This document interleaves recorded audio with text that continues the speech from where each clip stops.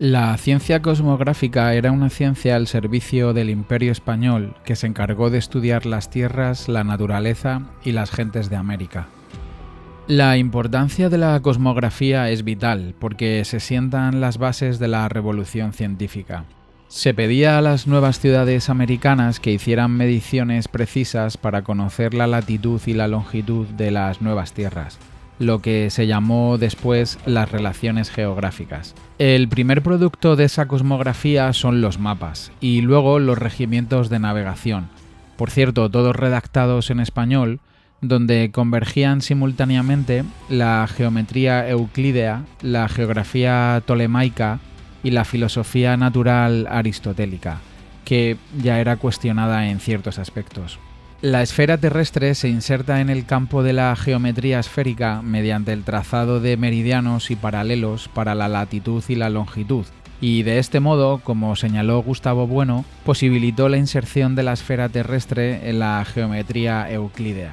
También se debe destacar que una parte de los regimientos de navegación se dedicaba a la descripción con palabras de la flora y la fauna, dado que esa disciplina no se puede matematizar. Es ya en el siglo XVI cuando se produce una separación, quedando por un lado la cosmografía, en sentido estricto, que es la que tiene que ver con las matemáticas y que después dará paso a la mecánica, a la física, etc. Y otra más descriptiva, que tenía que ver con la historia natural, que dará lugar a lo que serían las ciencias naturales, botánica, etc. De hecho, hay un hito en 1588, pues tras la muerte del cosmógrafo y cronista López de Velasco, empieza a haber un cargo que es el de cosmógrafo mayor y otro es el de cronista mayor. Podemos ver entonces cómo se va madurando en el Imperio Hispánico todas estas disciplinas que estaban incluidas en una sola. Así que, parafraseando a Navarrete, se puede decir que Europa aprendió la cosmografía y todas las ciencias unidas de libros españoles y portugueses.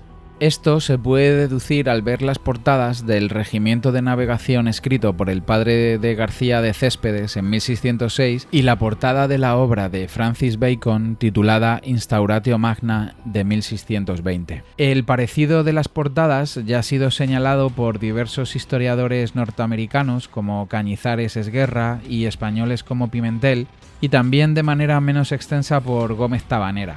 Se dice que Bacon es el que profetiza el advenimiento de la nueva ciencia y podemos ver la conexión del desarrollo de la ciencia española, especialmente en cosmografía y navegación y por tanto en las matemáticas, y su gran difusión por toda Europa de todo este conocimiento.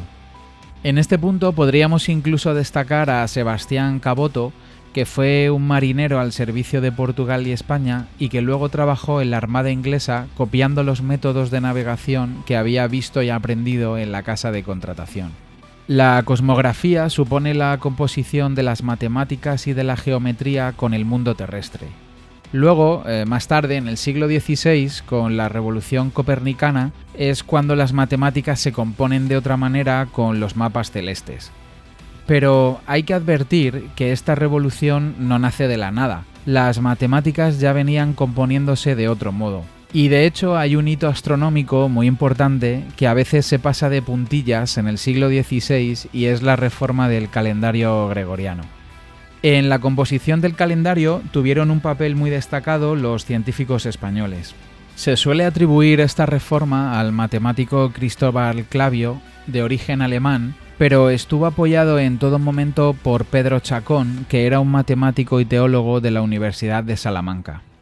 Además, en el libro de la profesora e investigadora Carabias Torres, se puede leer perfectamente la importancia del claustro de la Universidad de Salamanca en la reforma del calendario gregoriano. Se suele hablar de la buena recepción que tienen los países protestantes y la mala recepción que tienen los países católicos, pero en los estatutos de la Universidad de Salamanca se establecía que se leyeran los libros de Euclides o el de Copérnico al voto de los oyentes. De hecho, Jerónimo de Muñoz, un catedrático muy importante con grandes observaciones astronómicas, enseñaba el sistema copernicano en la Universidad de Salamanca y posteriormente siguió con estas enseñanzas Diego de Zúñiga. También hay que decir que los libros de Copérnico nunca estuvieron en el índice de la Inquisición española, mientras que sí en el de la Inquisición romana, el de la primera mitad del siglo XVII, cuando la cuestión galileana.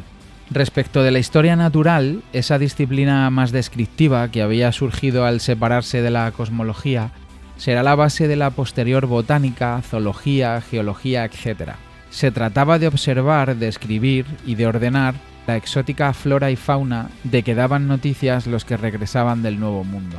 Cuando las regiones americanas ya estaban dominadas por las armas y los mapamundis, había que conocer los recursos naturales con que contaban. Y aquí es donde tuvo una gran importancia las expediciones que se hicieron en América por orden de Carlos I y después de Felipe II.